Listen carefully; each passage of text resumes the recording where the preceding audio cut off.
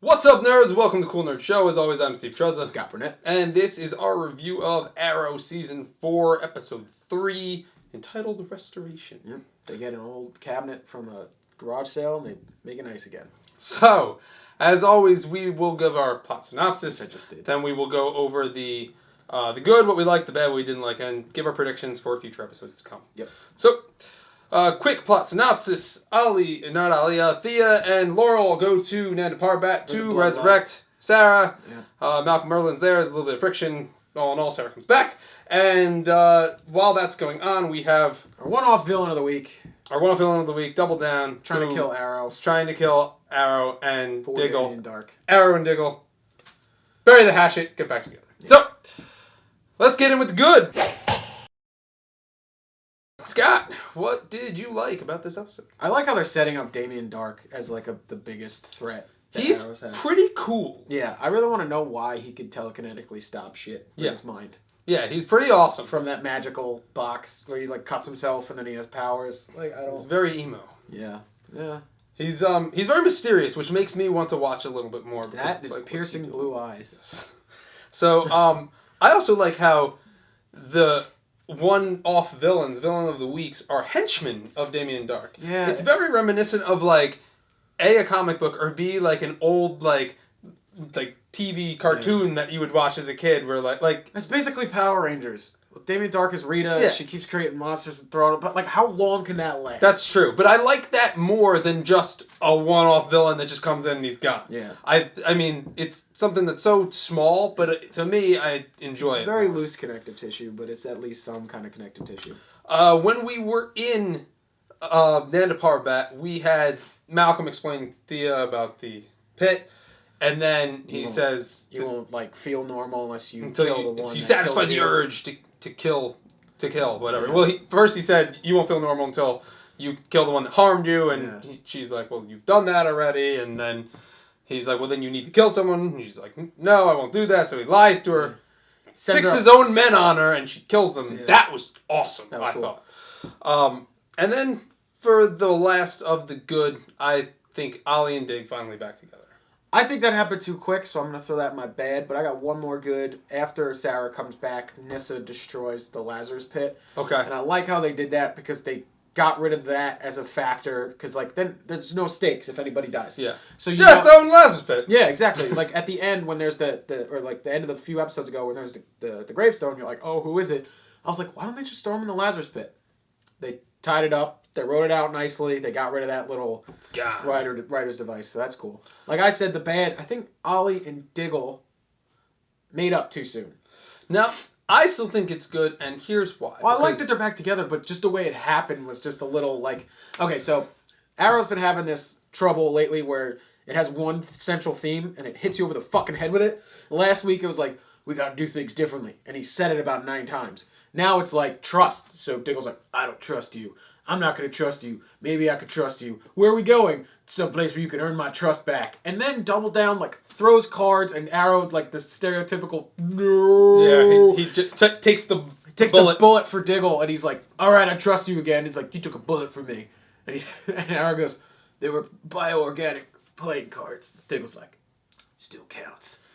It happened too neat. I don't know. I think it should have like maybe dragged on, like been a bit of gradual. Not like I hate you.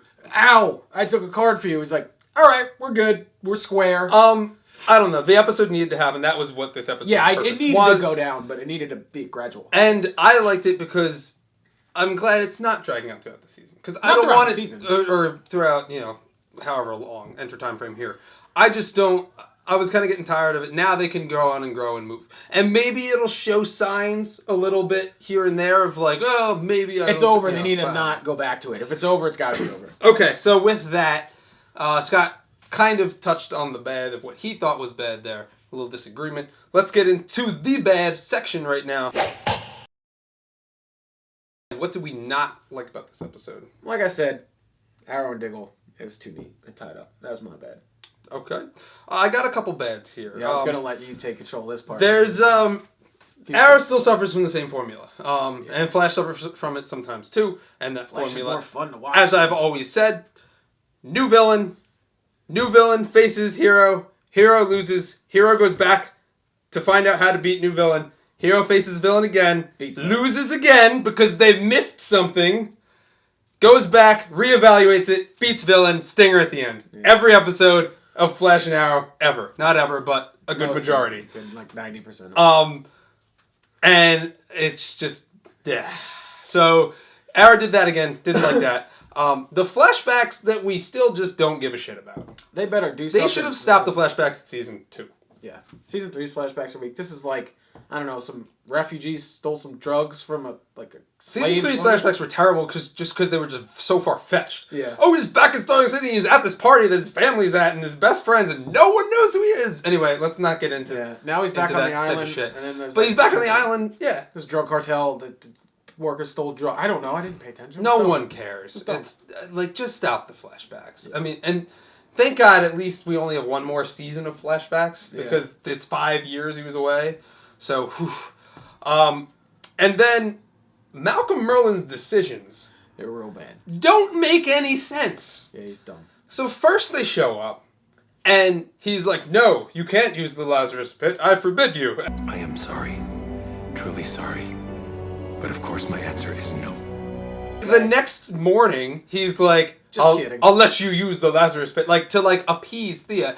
That I am willing to heal my daughter's conscience by restoring your sister's life.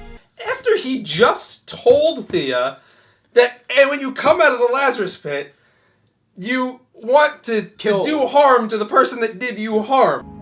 You will be compelled to kill until you've slain the one who hurt you. Thea killed Sara, so he already just said that to Thea. He just basically set an undead killing and now machine put Sara in the daughter. Lazarus pit, and now Sara comes out and wants to go after Thea. So his decisions make absolutely no sense at all. Nope. It just completely contradicts itself. None whatsoever. So, okay, whatever. That was totally bad for what I thought. Okay. Don't forget Felicity being very liberal with where the Arrow Cave is. And yeah, the last bad we have is Felicity with the Arrow Cave. So Double Down goes to whatever the fuck Paul Palmer Tech, and because he could trace back his card that Felicity was trying to fucking do science to, so he could come back to it, and then so he found the place, and then she went into the elevator to escape to go down to the Arrow Cave, and Palmer Tech's a tall building. Yeah. So she takes the elevator down to the cave with Mr. Terrific. I don't know his character's name. But goes down in the basement. She's like, we should be safe here. They turn around. He's down there already. One, he's super fast. Two, there's just stairs. Maybe he took the second elevator. Or maybe he just... There's got to be a secret Maybe he just button. got in the elevator. No, but he took the stairs. Come back. All right. Yeah, that's There's one elevator in the Arrow Cave. So he walked down an entire... Because their lab is in the penthouse, it looks like. So he went down an entire buildings of stairs, seemingly as fast as that elevator went down. Not out of breath either. Yeah.